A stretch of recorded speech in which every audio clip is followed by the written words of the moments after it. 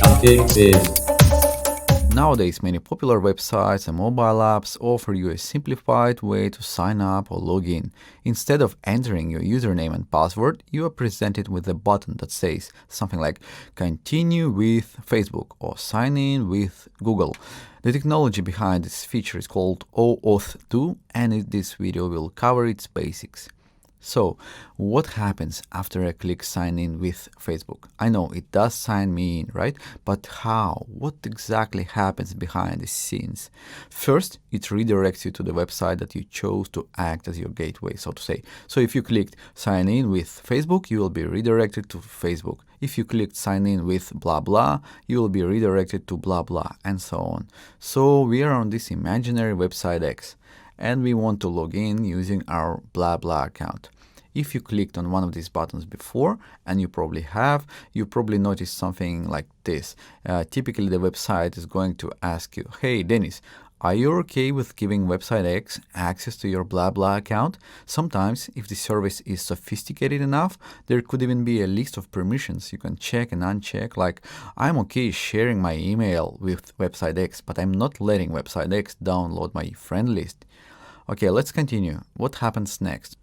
After I click yes, blah blah are going to create a new password for my account and share that password with website X.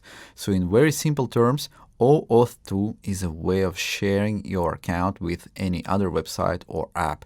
To share access, OAuth 2 will generate new, funny-looking passwords called access tokens and distribute them.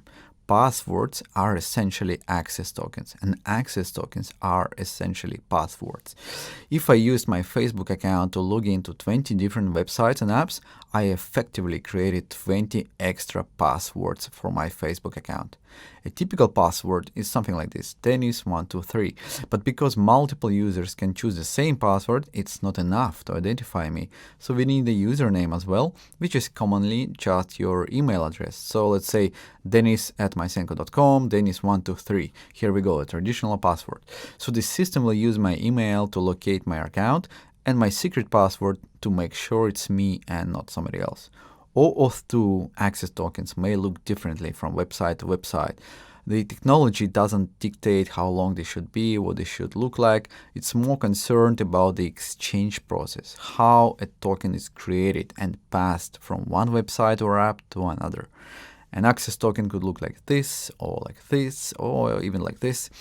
But notice how, in contrast with the traditional pair of username and password, here it's just one piece of text, just the password. There is no need for username anymore, since every token is unique. We already know whom it belongs to. So after we clicked yes, blah blah created a funny looking password like this and passed it over to website X. Voila! Now website X has access to my blah blah account. But why? All I wanted was a simplified login. The button only said sign in with Facebook or sign in with blah blah. It didn't say give us access to your account. Well, to be honest, OAuth 2 was meant for something else, not to make signing up or signing in easier. OAuth 2 is really a powerful tool that allows to share access between websites or apps. For example, I may want to share my Facebook likes with Spotify so that Spotify can recommend me music better.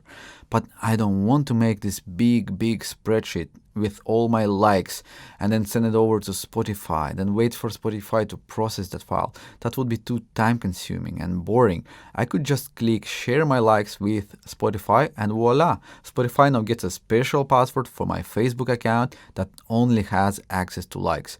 This is great. This is what OAuth 2 is all about. Sign-ins are a side effect, really. A website would ask for access to your account with the most basic permissions, such as name, email, avatar, and based on that, they would create an account for you in their system so that you don't have to fill a form manually. But make no mistake, you didn't just sign in through Facebook. You granted somebody access to your Facebook account. And before we finish this introduction, let's just quickly cover a number of positive outcomes. Since you now have many passwords instead of one, you naturally get some benefits. Access tokens can have expiration dates if needed be. If I share my real password Dennis123 with somebody, they're going to have access to my account forever, unless I change the password, of course. With OAuth 2, you can create temporary passwords, temporary access tokens. Access tokens can have limited access. For example, you can only see my Facebook avatar, but you cannot see my friend list. Access tokens can be managed or disabled individually. I can turn off Spotify, leaving the rest of them on. Access tokens are mostly, but not only, meant for programmatic use. Access tokens are passwords for apps.